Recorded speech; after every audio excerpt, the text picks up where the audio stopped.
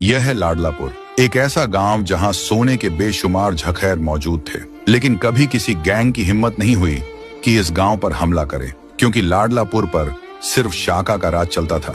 शाका गांव के हर शख्स की इज्जत करता था, मजलूमों का सहारा था, और जब तक शाका मौजूद रहा लाडलापुर महफूज रहा। लेकिन एक खूनी लड़ाई के बाद अचानक शाका गायब हो गया। कई महीने गुजर गए, किसी ने शाका को दोबारा नहीं देखा। कोई कहता था शायद शाका मारा गया है, और कोई कहता शायद शाका जान बचाकर भाग गया होगा।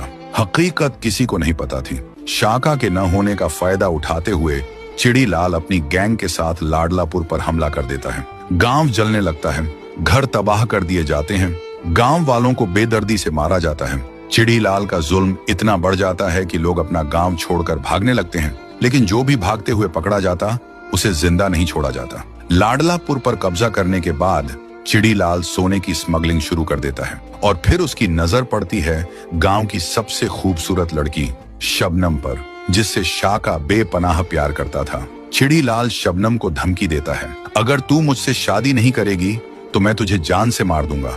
जब यह बात शबनम के भाई चंदू को पता चलती है तो वह किसी तरह अपनी जान बचाकर गांव से भाग जाता है। चंदू का सिर्फ एक मकसद होता है, शाका को ढूंढना और वापस लाडलापुर लाना। वह गांव गांव शहर शहर भटकता है, लेकिन शाका का कोई निशान नहीं मिलता। कई दिन भूखा प्यासा रहने के बाद चंदू जंगल में बेहोश होकर गिर जाता है, और दूसरी तरफ चिड़ीलाल शबनम से जबरदस्ती शादी की तैयारी कर रहा होता है। तो दोस्तों, अब सवाल यह है, क्या शाका वापस आएगा या फिर लाडलापुर चिड़ीलाल के जुल्म में हमेशा के लिए खत्म हो जाएगा?